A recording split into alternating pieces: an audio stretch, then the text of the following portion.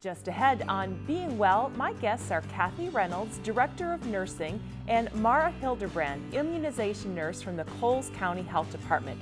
We'll be discussing immunizations. How do they work? What types do you need, and how often should you get them?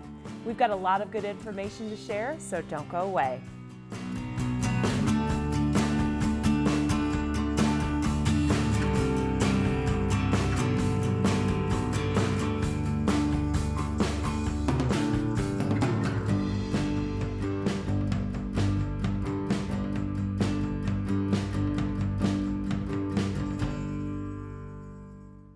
Well, Cathie and Mara, thanks for coming on Being Well, and we're talking about immunizations. Tell us real quick, how do they actually work when you get a shot? How does that work in your body to prevent an illness? Well, our body has a very good immune system, and the purpose of the immune system is to take a look at something that is in our body that shouldn't be there. And with a vaccine, that helps the body identify something that shouldn't be there. It helps the body produce antibodies, or our army, to kill that off, so that if at a point in time we are exposed to it, then those antibodies will kick into place, kill it off before it has an opportunity to make us sick. Okay. Talk about, as we are, from babies to adult, there's a lot of immunizations that we need. Can you talk about some of how do you divide that up? Is it into age groups like age birth to 3 months? Or how do you break that up? And tell us about what immunizations people need at different stages of their lives. Okay. There's infant series, and that's at 2, 4, and 6 months. Okay. And they get the same vaccinations, usually 3 shots and 1 oral if they're on time, which is important to stay on time with those shots for the children. And there's lots of vaccinations that they get. They get something for rotavirus, which is an intestinal disease. They get DTaP, which is diphtheria, tetanus, and pertussis. And they get a polio and a Hib and pneumococcal, and they repeat themselves at 2, 4, and 6 months. And then the year they'll need some more. And then at 15 months they can be eligible for, they'll probably need some boosters, and then they can be eligible for a hepatitis A, which is a 2-dose series, which is very important to get. And then at a year they'll get their MMR and their chickenpox, and usually a DTaP. And then they'll get 4 to 6 years of age, they'll get their next series. And then now it's 6th grade will be their next, and then they'll need boosters going into college for meningitis and stuff like that. Let's talk about, that was something that we probably didn't think about 20 years ago, was sending your kids off to college, and then you had college kids getting things like meningitis. Yes. So what are the recommendations for if you're sending your kid off to college? What should they get? Definitely a TDAP. Tetanus, diphtheria, and pertussis if they haven't already had that. A meningitis, Gardasil or HPV vaccine is important at that age as well. And the meningitis just came out. They need, they get their first dose, and then in 5 years, if they're still at risk for getting meningitis, they would need a booster in 5 years. Okay. And that's a new recommendation. So as we get older, we tend to forget when we had this vaccine. I was telling you guys, I had no idea when I had a tetanus shot, so I got one at a checkup. What sort of things do we need to think about as we get older for shots? Well, you always need to have a tetanus up to date for sure. And then the one-time TDAP for the pertussis protection as an adult.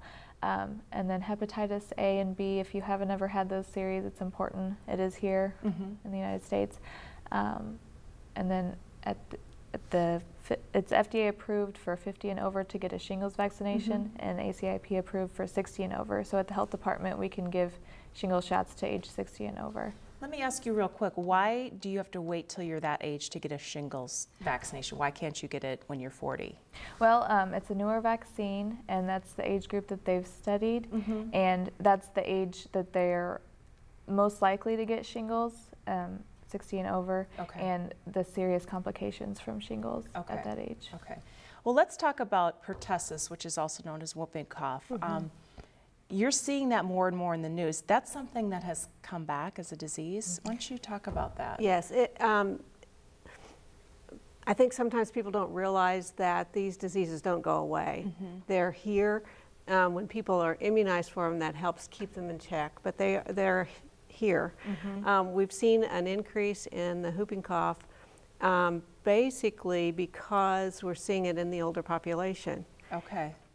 I could get whooping cough and I probably would have a cough that I just couldn't get rid of, that I would have for 3-4 weeks, just could not get rid of it. However, if I was around a grandchild who hadn't been adequately protected, then I could give them pertussis.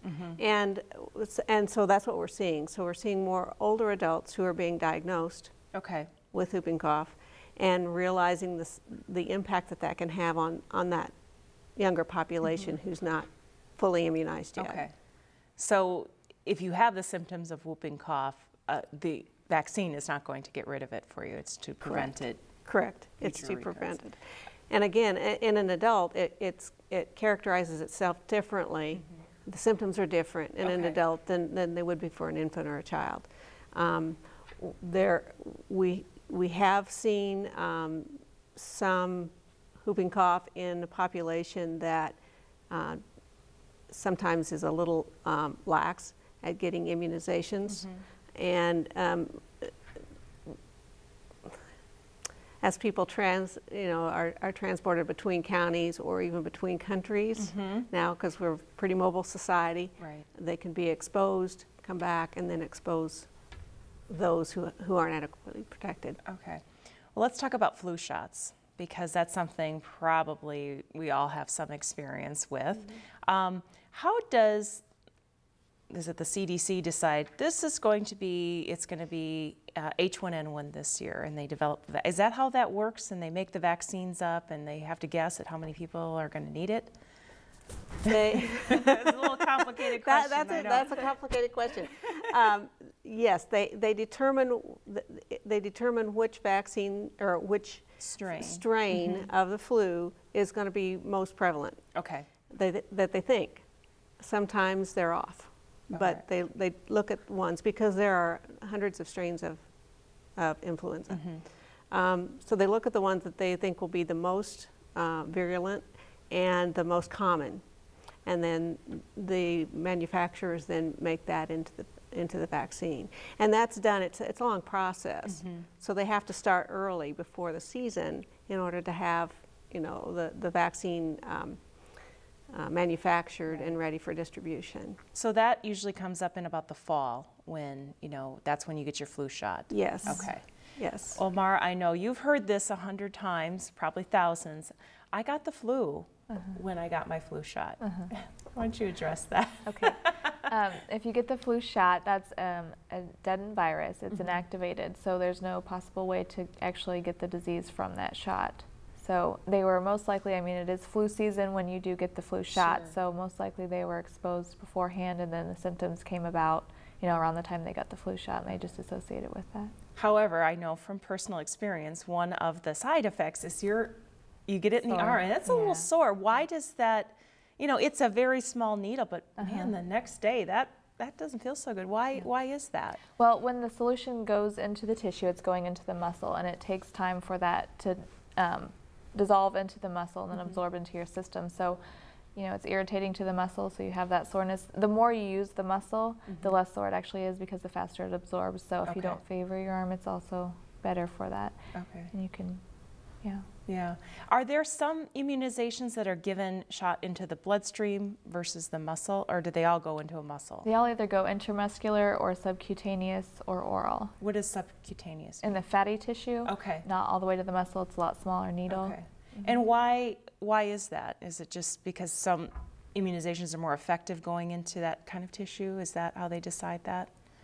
They just, I think they pretty much research the most effective route that the vaccine takes, and it needs to be in that site for them to get adequate protection from the vaccine. So, I know one that comes up often, because it happened to me, is a tetanus shot. How long obviously some of these immunizations don't last forever. What are the recommended, booster shots that you need? Besides your tetanus Well, booster? let's talk about the tetanus. How long should that last in your body? In 10 years. Okay, so every 10 years a tetanus shot. Tetanus shot, okay. Yes. Unless you've had an injury. Yeah. If they have an injury, then they recommend, if it's been 5 years since you've had one, that you get one at that time. Okay. Other kinds of shots that we need to think about as we get older that we may need to have again? If you complete your series of your childhood vaccines, and like your hepatitis A is a 2-dose, your hepatitis B is a 3-dose, if you complete the series, they recommend those for life. So okay. The only thing would be like with travel, sometimes certain countries that are still having problems with polio will recommend a polio booster for an adult or something like that, or meningitis. Well, that leads me to my next question, is travel immunizations. What would you recommend for people if they're planning on traveling abroad? Where can they go to find out, do I need some special immunizations before I go? Well, there really are 2 things they can do. Okay. They can call the health department and let us know what their itinerary is. They can go online to the CDC site. Okay. And put in their itinerary and find the information. There are a lot of recommendations for vaccines versus requirements. Okay. Yellow fever is the only required, at this point in time, the only required vaccine that a country might have. And if they don't have that, they can't get in. But we would be able to, or CDC would be able to let them know that. The main thing that's important for people who are traveling is to don't wait. To do this, okay. to do this as early as possible, because some of the vaccines, if they need a series, there need to be several months in between. All right. So that's an important thing. And these are usually generally travel to more third world countries, or if you're taking a trip to France, to Paris, do you need to be immunized? There's some recommendations for those okay. countries as well. Yeah. But the requirements are usually for countries such as? A lot of countries in Africa have the South yellow America. fever. Okay. Well, we're talking about the CDC. You had talked about that is a good resource. Can you sort of give us some information on what people can find there? Sure. That is the place that we encourage people to go. Okay. You can find a lot of information on the internet, as you know, Sure. but that is a credible source, and we really encourage people to look at that. They have pretty much any kind of information you want about communicable diseases, about immunizations, about the safety of immunizations. They have a site for parents that they can go to and ask a question. It's just a very valuable resource. Okay, and it's cdc.gov. Gov. Okay, yes. So we'll put that on the screen. Let's talk a little bit about the Coles County Health Department and what role do you play, what sort of services do you offer? I mean, obviously immunizations are a big part of what you do, but for people who are wondering, well, what kind of health services do you have? Well, just talk a little bit about that. Okay. One of the things that we're still talking about immunizations. Okay. With our communicable disease program, we do a lot of surveillance of communicable diseases. So there are diseases that are required by law to be reported to the local health department. And that's, I should be letting Mara talk about that because that's what she does. But it's a very important piece of what we do. And that's a piece that a lot of people never see because they just don't see that. But the surveillance, trying to find, where the disease came from perhaps, making sure that people who have been exposed get prophylactic treatment if they need that. We do all of that. Okay. But in addition to the immunization and communicable disease program, we also have a wellness program for people that they can get a cholesterol check, hemoglobin A1C. They can go through their physician and get an order for certain tests if they have, especially if they don't have insurance. Sure. So that helps with the cost for that. We have a WIC program, which is a Women, Infant, and Children Nutrition Supplement Program. Okay. And we have an office in Charleston and Mattoon. Okay. As well for those programs. We have about probably 1,100 clients. Okay. On that program. We offer family planning services. We have about 614. I know that because we just had a review. About that many clients receiving those services. We have a health education department. Smoking cessation. Smoking cessation. Sure. People can get smoke patches. They call into the tobacco or the quit line. The quit line. And when they do that, then they're referred to us and they can come in and get their patches for free, which is a wonderful service.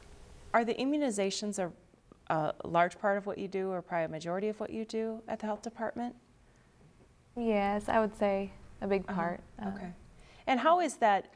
Is that common in East Central Illinois? Each county has a health department. Do they all generally provide immunization services? I think probably 100% of them do. Okay. There are 104 counties in the state. Not all of them have their own individual health department, but they're covered. And I don't know of any that don't provide immunizations. Some of them don't provide the international. A lot of them do not provide the international immunizations. Okay, but at Coles County you do? Yes. Okay. Can anybody come? I mean, is it just, it's not just for people without insurance? Anybody can come? Okay, that's Anyone. Good. That's good to know. Well, let's get back a little bit to shots, which we all know some people don't like shots. What are some things that, let's talk about parents. How can you are there things that you can do to help your child sort of prepare for getting shots? I mean, is it a good idea not to tell them where you're going, or what do you recommend as an immunization nurse? Well, certain ages, obviously infants aren't going to know either way, so and they will cry, but they will get over it, and they won't remember at that age. So like kindergarten age would be the next main age, and it would be better to prepare them and just inform them, where you're going, what you're doing. It's going to be a little bit of a pinch. You're going to feel it, but you're going to get past it, and all the other kids that are going to kindergarten have to get the same exact shots, and it's just better to prepare them so they're not as scared and they know it's coming. It's beneficial for everyone, I think. So how about, do you ever have parents that can't even watch their own? Yes. Yes, there's always that, yeah. But it's never as bad as they think it's going to be afterwards. They leave a lot, better off than they thought they would be. So. And the nurses, are pretty seasoned, and you can realize quickly how to give those immunizations. Distraction, if you can distract them for just a second or two, you can get that in, and most often they'll say, well that wasn't so bad. Yeah. So what do you do for adults that may have a true fear of those shots? What kind of... Well, it depends on their situation. A lot of times I just talk to them and distract them and don't let them watch. And if they have a real problem and, kind of feel lightheaded or something, then I always take them to an exam room and lay them down. So, but like I said, it's never, ever as bad as they think it's going to be. And they always sometimes even say they can't feel it at all. They didn't even know I give it because I was just talking through it, and then they don't even realize until it's over. So. And are there some shots that just are more painful than others? Yes. And why? Which ones are, I don't know if we want to see everybody saying, these are the worst ones, but which ones are, can be a little painful? Well, certain ones have a different amount of solution that's injected. Most generally it's 0.5 cc, half of a cc, and that's just the general. But some of them have 1 cc, which is double, and that's obviously they're going to feel it. It displaces the, solution displaces the muscles, and they're going to feel that. But it's really quick, and you'll have the soreness for a day or two, and some people don't have the soreness, so it just depends. But it's over quickly, and it's better than getting the disease by far. Yeah, because the disease would be far much worse than a few moments of pain in your arm. Yes. The live viral vaccines that are given sub-Q have a tendency to burn a little bit. The MMR and the varicella or chickenpox. Okay. So we usually give those. We usually give those last. Yes. Okay. So you talked about live virus vaccines versus, I think, dead virus vaccines. What does that mean? Well, an inactivated virus vaccine, the virus is actually dead. Okay. With a live virus vaccine like measles, mumps, and rubella, yellow fever, shingles, chickenpox. That virus is alive, but it's not viable to cause an illness. Okay. But it is still alive. Well, I think we can't do a show about immunizations without talking about some of the controversy and some of the things about the ties from immunizations to autism. Can you talk about that? I can say that there's no scientific research to prove that there is any relation between autism and immunizations. And where did that kind of stem from, that theory? I think, well, I know it is a little bit of a dicey topic. Well, at one point in time, they thought that there was, but the study that was done was not done accurately, and so the damage as far as the information going out had been done, and people were listening and believing that. Sure. Since that time, they have done a lot of studies disproving that one. And actually, the person that was responsible for that study also has said, I did not do that correctly. Okay. Didn't it have something to do with the preservative that the immunization was stored in? Or the aerosol. Yeah, that's not kind of... That is theoretically, again, it was a theoretical issue. But from the studies that they've looked at, the age group that autism is diagnosed is generally the age group where they're getting that vaccine. And what they found is they looked in areas where children were under immunized, and if that's the case, the autism, I mean, if there was a connection, you would see fewer children with autism, and that wasn't the case. You looked at a community or an area where children were highly immunized, you would see more of it. Right. That wasn't the case. Okay. And this has been, you know, at this point in time, there is just absolutely no connection. But people, you know, people want to do what they believe to be the best for their child. Sure. And the thing that they need to do is make sure that whatever resource that they're looking at is a reputable resource.